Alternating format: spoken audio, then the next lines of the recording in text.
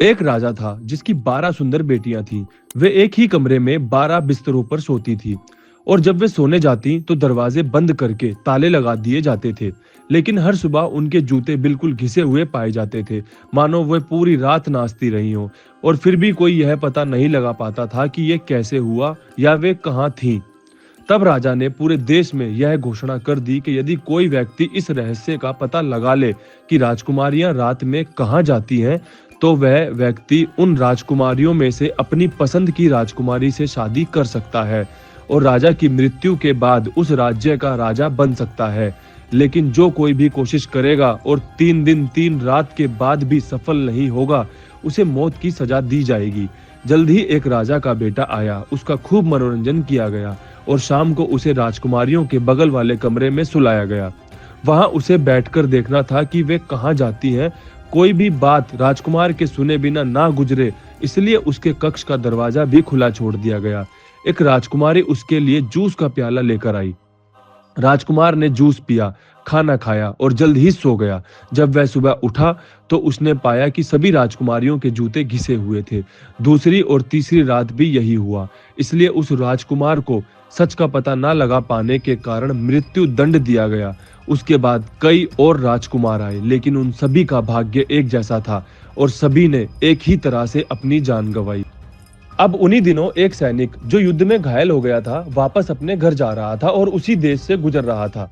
रास्ते में उसकी मुलाकात एक बूढ़ी औरत से हुई, जिसने उसे राजकुमारियों से जुड़ी पूरी बात बताई। सैनिक ने कहा कि मैं जरूर इस सच का पता लगाने की कोशिश करूंगा कि राजकुमारियां रात को कहां जाती हैं और क्या करती हैं। बुढ़िया ने कहा, यह कोई बहुत मुश्किल काम नहीं है, बस इतना ध्यान रखना कि शाम को राजकुमारियां तुम्हारे लिए जो जूस लाएंगी उसे पीना मत, और जैसे ही वह चली जाए तुम गहरी नींद में सोने का नाटक करना। फिर उसने उसे एक लबादा दिया और कहा, इसे पहनते ही तुम अदृश्य हो जाओगे और फिर तुम राजकुमारियों के पीछे पीछे जहां भी वे जाएंगी जा सकोगे और तुम्हें कोई देख नहीं पाएगा। सिपाही ने यह सारी अच्छी सलाह सुनी तो उसने अपनी किस्मत आजमाने का निश्चय किया। इसलिए वह राजा के पास गया और कहा कि वह इस इम्तिहान के लिए तैयार है। उसका भी बाकियों की तरह ही स्वागत किया गया और जब शाम हुई तो उसे बाहरी कक्ष में ले जाया गया। जैसे ही वह लेटने वाला था, राजकुमारियों में से सबसे बड़ी उसके लिए जूस का प्याला ले आई, लेकिन सिपाही ने चुपके से उसे गिरा दिया। फिर वह अपने बिस्तर पर लेट गया और थोड़ी देर में जोर जोर से खर्राटे लेने लगा, मानो गहरी नींद में सो रहा हो। जब 12 राजकुमारियों ने यह सुना तो वे खिलखिलाकर हंस पड़ी और अपनी दराजें और संदूक खोले, अपने सारे बढ़िया कपड़े निकाले, शीशे के सामने कपड़े पहने और ऐसे उछलने लगी मानो नाचने को आतुर हो। जब वे सब तैयार हो गईं तो उन्होंने जाकर सिपाही को देखा और उसे गहरी नींद में सोया हुआ समझकर उन्होंने सोचा कि वे बिल्कुल सुरक्षित हैं। फिर सबसे बड़ी राजकुमारी अपने बिस्तर पर गई और ताली बजाई। तुरंत ही बिस्तर फर्श में धंस गया और एक दरवाजा खुल गया। सिपाही ने उन्हें एक के बाद एक दरवाजे से नीचे जाते देखा। उसने उस लबादे को पहना जो बुढ़िया ने उसे दिया था और उनके पीछे हो लिया। फिर सब नीचे गए और नीचे उन्होंने खुद को पेड़ों के एक बहुत ही सुंदर बगीचे में पाया। इसी बीच सिपाही ने पेड़ से एक छोटी सी शाखा राजा को निशानी के तौर पर दिखाने के लिए तोड़कर रख ली। फिर वे पेड़ों के एक और बाग में पहुंचे जहां सभी पत्तियां सोने की थीं, और फिर एक तीसरे बाग में जहां सभी पत्तियां चमकते हीरो की थीं। सिपाही ने हर एक से एक शाखा तोड़ी और सबूत के तौर पर अपने साथ रख ली। इस तरह वे चलते रहे जब तक कि वे एक बड़ी झील के पास नहीं पहुंच गए। झील के किनारे 12 छोटी नावें थी जिनमें 12 सुंदर राजकुमार थे जो राजकुमारियों का इंतजार कर रहे थे। राजकुमारियां एक एक करके अपनी पसंद के राजकुमार के साथ नाव में बैठ गईं और सिपाही सबसे छोटी के साथ उसी नाव में चढ़ गया। जब वे झील पर नाव चला रहे थे तो एक राजकुमार जो सबसे छोटी राजकुमारी और अदृश्य सैनिक के साथ नाव में था बोला, हम हमेशा की तरह तेज नहीं चल पा रहे हैं और मैं बहुत थक भी गया हूँ।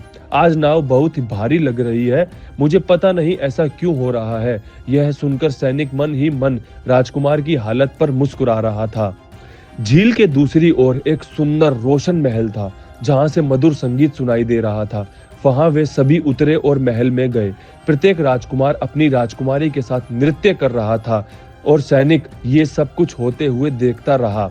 और अदृश्य रहकर सारी चीजों का आनंद उठाता रहा। वे सभी सुबह तक नाचते रहे और फिर जब नाचते नाचते उन सभी के जूते घिस गए तब वे सभी रुके और वापस राजमहल जाने के लिए निकल पड़े। लेकिन इस बार सिपाही सबसे बड़ी राजकुमारी के साथ नाव में बैठ गया और दूसरे किनारे पर पहुंचकर उन्होंने एक दूसरे से विदा ली। राजकुमारियों ने अगली रात फिर आने का वादा किया। सिपाही जो अदृश्य रूप से उन सब के साथ था पहले दौड़कर महल पहुंच गया और अपने बिस्तर पर लेट गया। और जब 12 बहनें बहुत थकी हुई धीरे धीरे ऊपर आईं तो उन्होंने उसे खर्राटे लेते सुना और चैन की सांस ली। फिर उन्होंने अपने कपड़े और जूते उतारे और बिस्तर पर चली गईं। सुबह सिपाही ने जो कुछ हुआ था उसके बारे में कुछ नहीं बताया, लेकिन इस अजीबोगरीब रोमांच को फिर से देखने का निश्चय किया। और दूसरी और तीसरी रात फिर गया और सब कुछ पहले जैसा ही हुआ। राजकुमारियां हर बार तब तक नाचती रहीं जब तक उनके जूते घिस नहीं गए और फिर लौट आईं। हालांकि दूसरी रात सिपाही अपने साथ सोने का एक प्याला और तीसरी रात सिपाही अपने साथ चांदी का एक चम्मच सबूत के लिए ले आया, ताकि जब राजा उससे पूछे तो वह इन चीजों को दिखाकर उसे यकीन दिला सके कि वह वहां मौजूद था जहां राजकुमारियां हर रात सबके सोने के बाद जाती हैं। और अब चौथी सुबह, जिसका सभी को इंतजार था, सिपाही तीनों अलग अलग किस्म की लकड़ियों के टुकड़े, सोने का प्याला और चांदी की चम्मच लेकर राजमहल की ओर चल दिया। 12 राजकुमारियां भी वहां मौजूद थीं और सिपाही के बोलने का इंतजार कर रही थीं। और जब राजा ने उससे पूछा, मेरी 12 बेटियां रात में कहाँ जाती हैं, तो उसने उत्तर दिया, एक भूमिगत महल में 12 राजकुमारों के साथ। और फिर उसने राजा को सारी घटना बताई और उसे वे 3 डालियों के टुकड़े, सोने का प्याला और चांदी का चम्मच दिखाया जो वह अपने साथ लाया था। तब राजा ने राजकुमारियों को बुलाया और उनसे पूछा कि क्या सैनिक ने जो कहा वह सच है। अब राजकुमारियों ने देखा कि उनका भांडा फूट चुका है।